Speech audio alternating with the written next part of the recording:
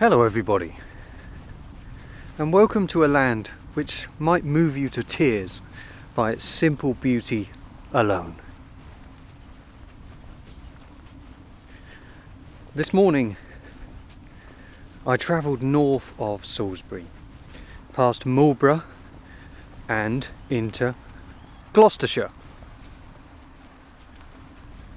and it could only be the Cotswolds. This is an area completely new to me on this channel, but I'm already glad I came.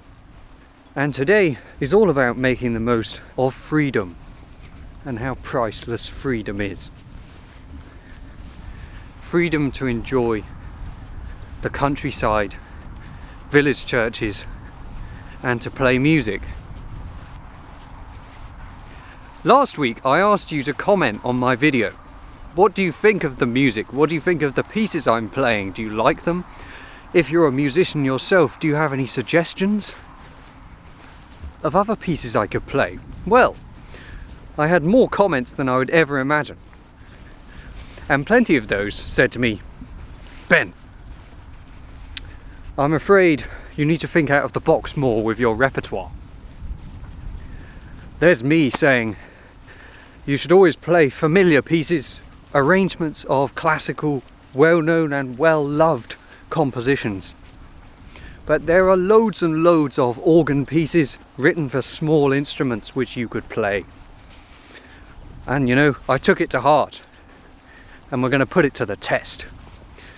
I went to Oxfam and bought up great swathes of the English Baroque and pre-Baroque repertoire. And it's all in my rucksack. So let's see who's right. Maybe nobody's right. What's best? Well-loved classical arrangements, or something new but perhaps more appropriate to a specific building? And today's building is the Church of the Holy Rood in Ampney, Crucis, the heart of the Cotswolds.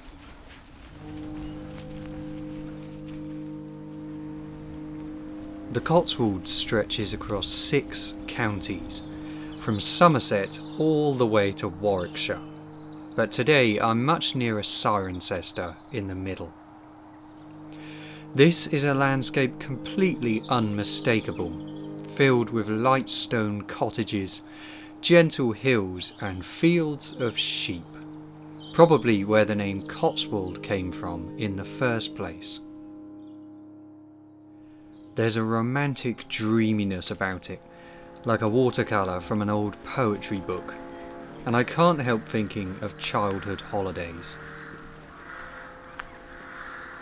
The church gives Ampney Crucis its name, or more specifically the medieval cross in the churchyard.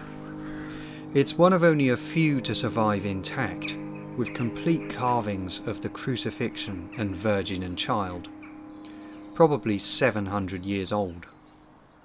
The church is sheltered by trees and watched over by the imposing manor house. For an introvert like me, this is a scene of quiet happiness. What a perfect day. Absolutely perfect here in the Cotswolds. And welcome to the Church of the Holy Rood, which means Holy Cross, here in Ampney Crucis.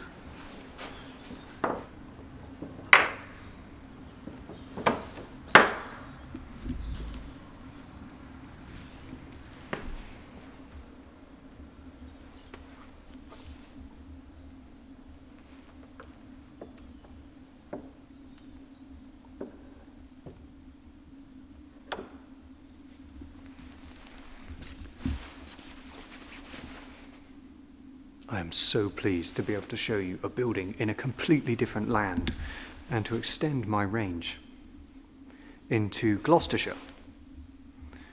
What's the oldest part of this church? Well, it's right in front of us. This Saxon arch, or perhaps I should say the ghost of an arch. Imagine all of the people who've walked through there.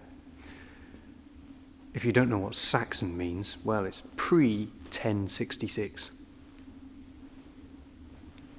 The best way for me to show you this church is while I'm playing, so that it's as relaxing as possible. You can have a walk around, explore the aisles while I'm playing the organ.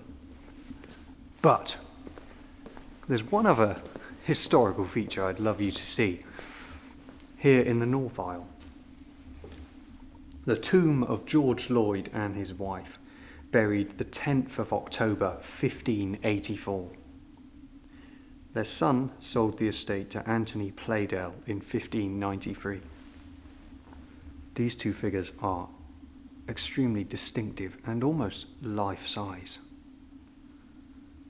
They take us back to a completely different world in our country's history, don't they?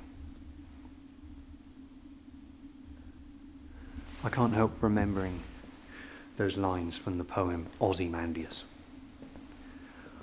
Look upon my works, ye mighty, and despair. George Lloyd was the lord of the manor here. He is certainly remembered, though, in the aisle, long after he died. And so is much of the music which I'd like to play today. And this is the organ on which I'm going to play it. Once again, I want to be really specific with this organ performance in response to the comments on my last video about music written for manuals only on the organ and old English music. We know very little about this instrument, but I can tell you it was built in 1873. But we don't know who built it. There's absolutely nothing written in the way of a builder's name. However, it does say, in loving memory of Frida Faith Lawrence, wife of the Reverend F.H. Lawrence, vicar of this parish. This organ was restored in 1923 by her relations and friends. And it's been restored subsequently in 2019 even, so it should sound good. Let's have a look at what we've got here. 2 keyboards, a range of possibilities, and a full-size flat pedal board. That's quite unusual. I'm actually quite surprised to see that. It's very dark over here, and the question of how I'm going to film myself while I'm playing is a difficult one, because there isn't much space. That's part of the problem with filming these organs, but I think I'll be okay. There's a fairly large range of stops for a small village church organ, and the whole instrument is set quite nicely into the wall of the chancel so that it looks quite compact. On the left-hand side you have the swell stops. Those go all the way up to oboe, and then above that, strangely, is the bourdon, which means buzz, and that's the lowest pipe. That's actually for the pedals. It's unusual to have that at the top of the jam, as it's called. And on the right we go all the way up to 15th. We'll have to test that out with a hymn. Let's switch this on.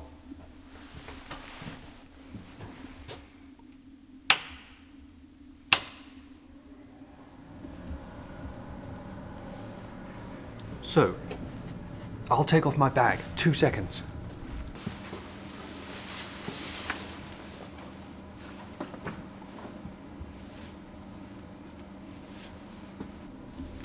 Can you see me now? Can you see me now? Yeah. Oh, well, that's easy for me. I've got to face 2 directions at the same time. First of all, we wouldn't expect everything to work on an organ like this one. It's cold and it's in a village church. You wouldn't fare too well if you were left in a church for 150 years, would you? And I don't expect this has either. Although it's probably playable, I'm just saying I wouldn't expect everything to work. The open diapason, will that work? Nah. Of course it will. The open diapason always works.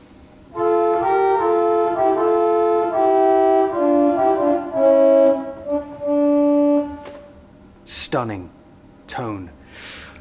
Should I talk more about this organ, or shall I just make use of that open diapason? let's play a piece.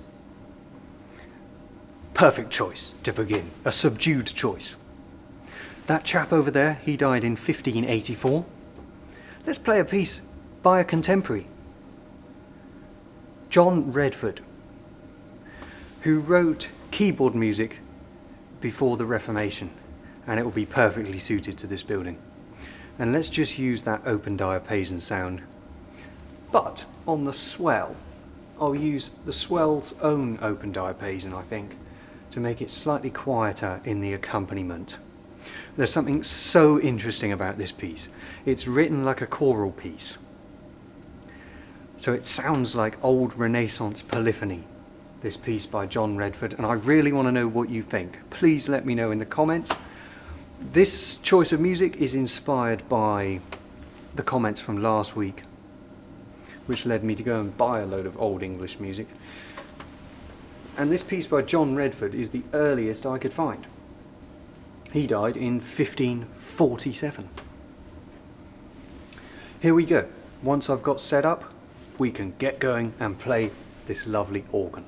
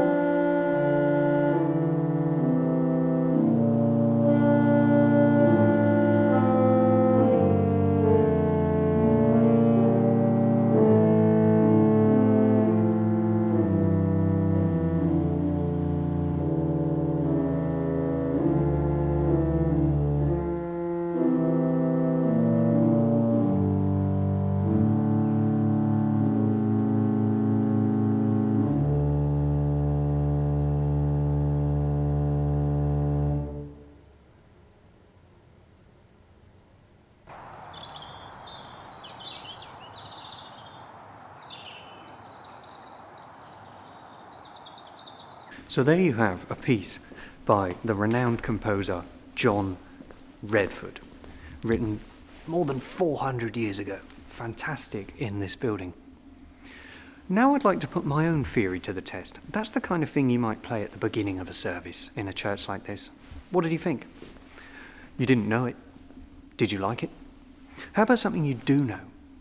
Something very familiar. Let's try the other end of the spectrum. A piece by Grieg. Something you'll know really well. And let me know whether you prefer the very familiar piece or the less familiar, but more atmospheric and perhaps more suitable piece of music. So it's time for Morning from Peer Gynt.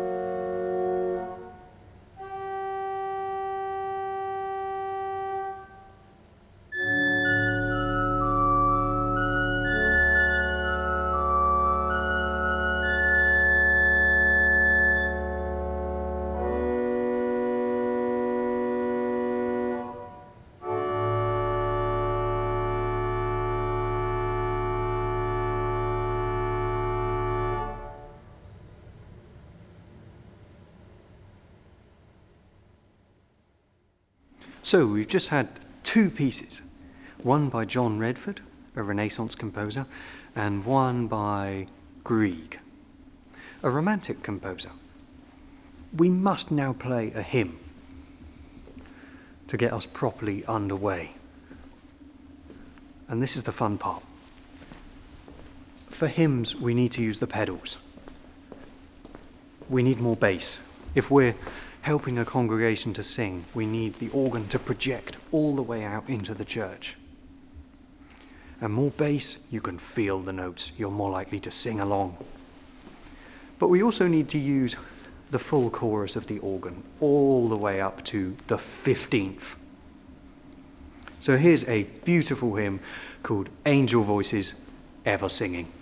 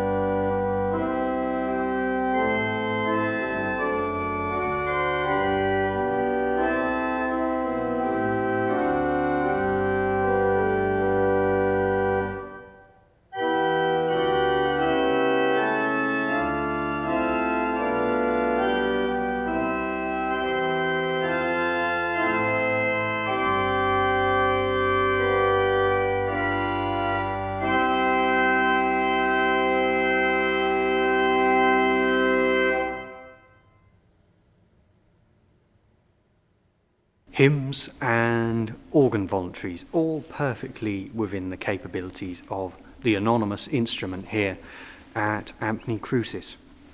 Last week I asked the question, how about music for the end of a service? It's difficult to produce something very impressive on a small village church organ. You cannot play Widor's toccata on that instrument behind us.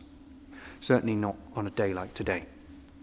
So I want to play you, to finish, a very short piece by William Byrd, who died just over 400 years ago in 1623.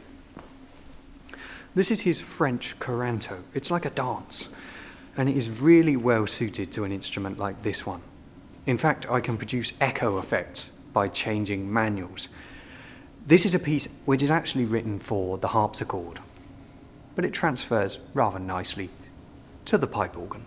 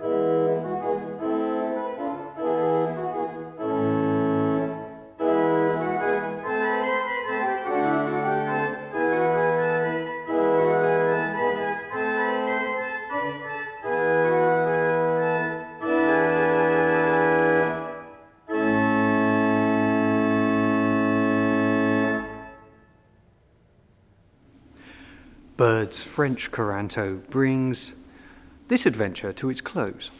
Or does it? It's actually slightly earlier than I was expecting. It's lunchtime for me. I'm thinking of recording one more hymn, something very cheerful and upbeat, and then I'm going to go and have my lunch. I've got a miniature roast dinner, actually, in a flask, which I prepared this morning. And while I'm eating my lunch, why don't you enjoy some final parts of the scenery of this incredible building and listen to a cheerful, upbeat hymn called And Can It Be? I hope you enjoy it. I'm filming everything on my own, and that means I'm running all over the place, filming me playing something else going on outside. That's just the way it works, but I hope it feels slick enough for you. So I'm going to go and have a break after I've recorded this hymn, and you can enjoy listening to the music. Thank you for watching so far. I have a surprise for you after this.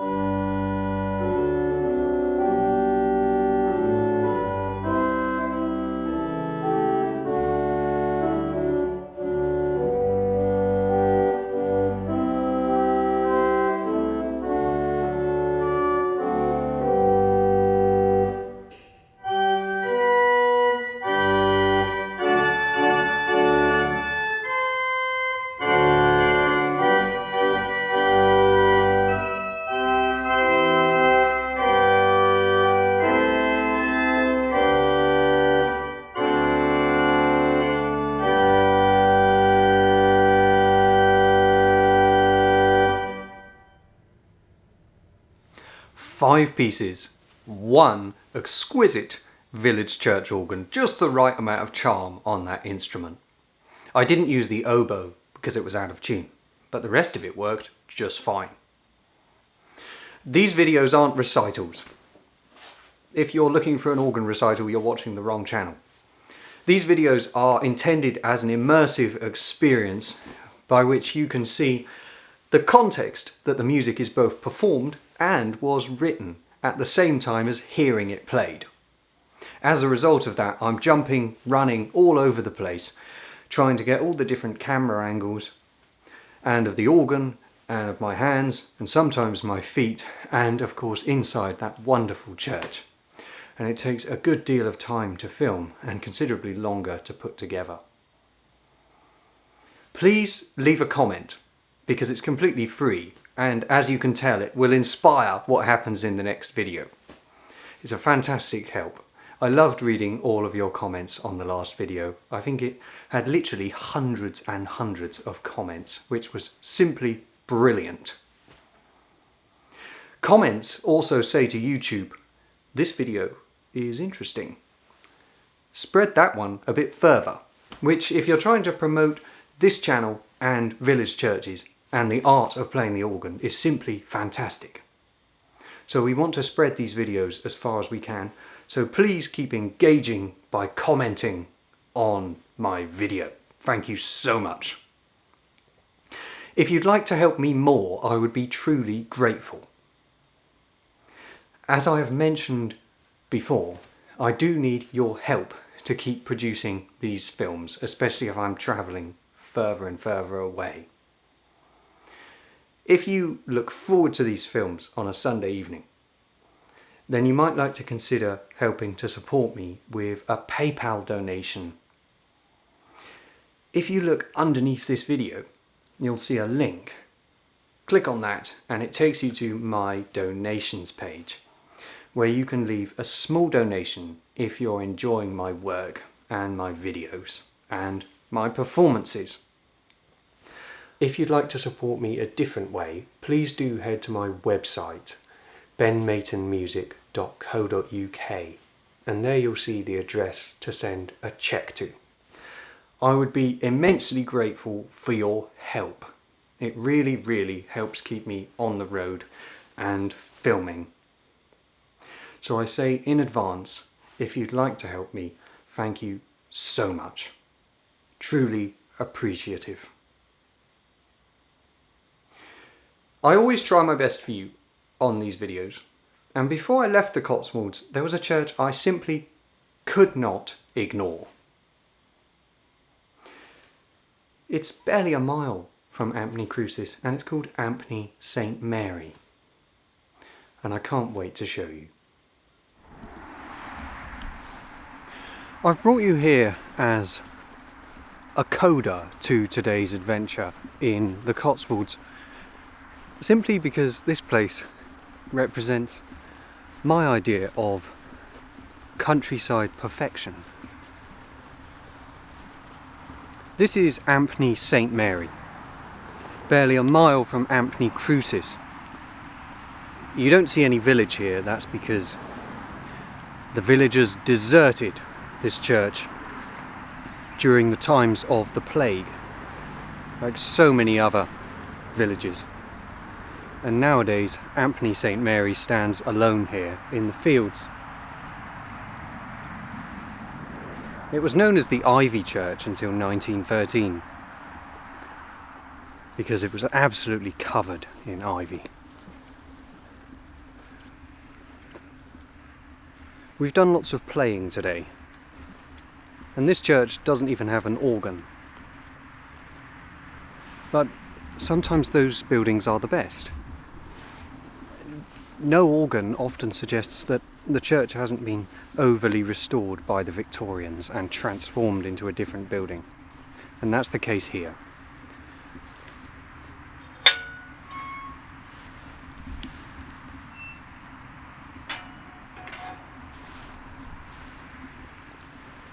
I've come simply to show it to you because it's so magnificent and so beautiful and so perfect.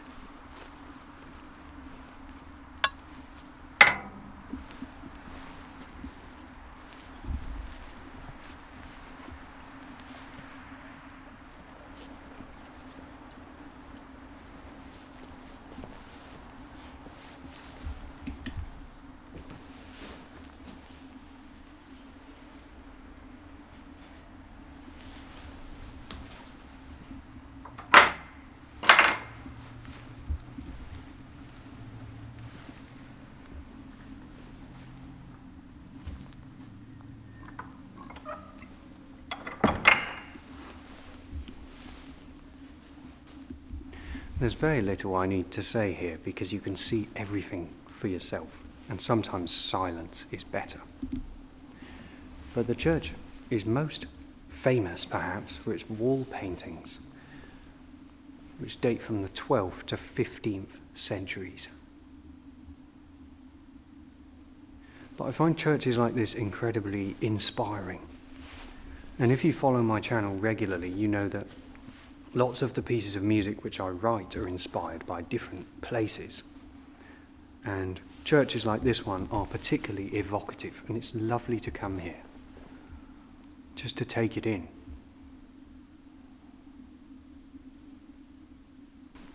Coming here really means that I can enjoy a peaceful flask of coffee before I head home.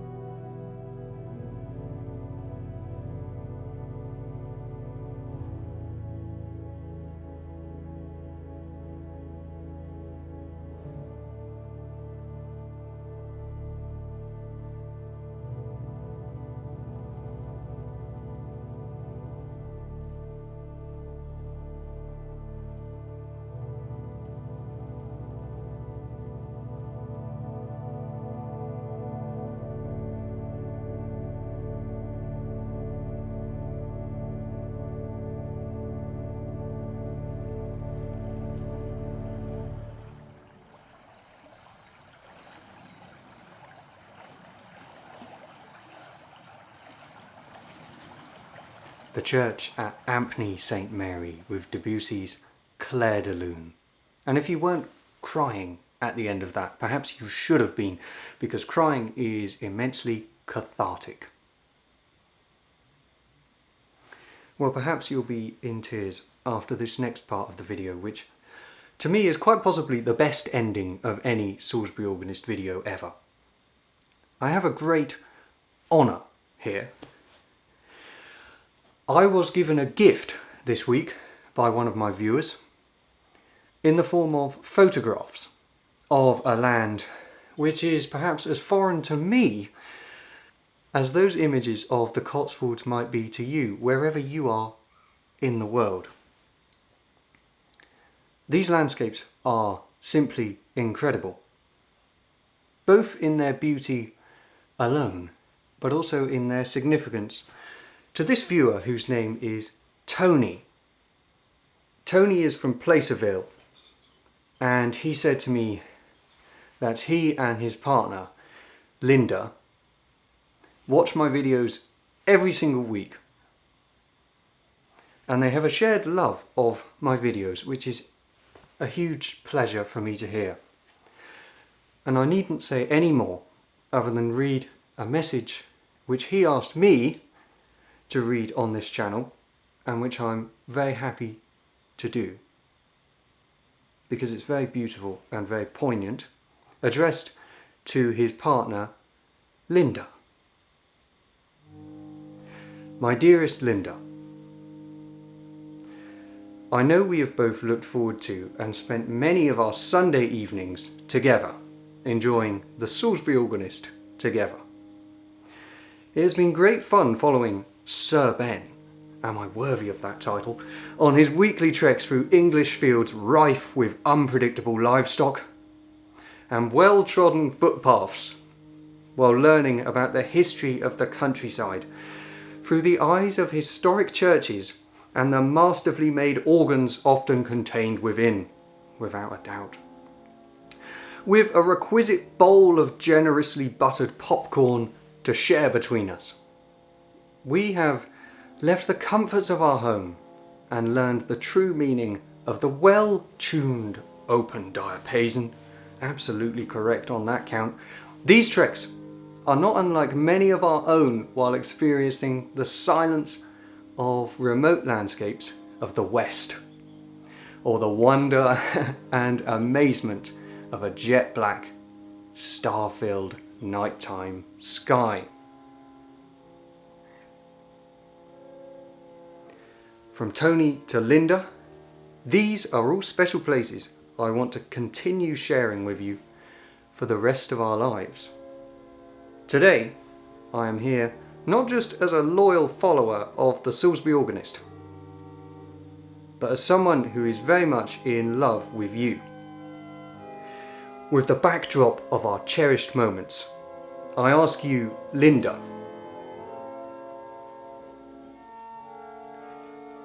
will you do me the honour of becoming my wife? With all my love, Tony.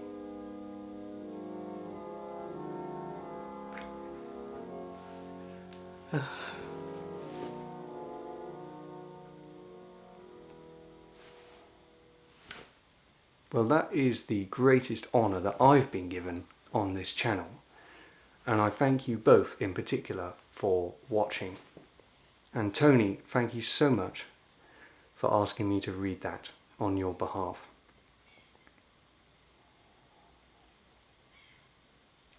The final performance is dedicated to you both, and it's very, very important too.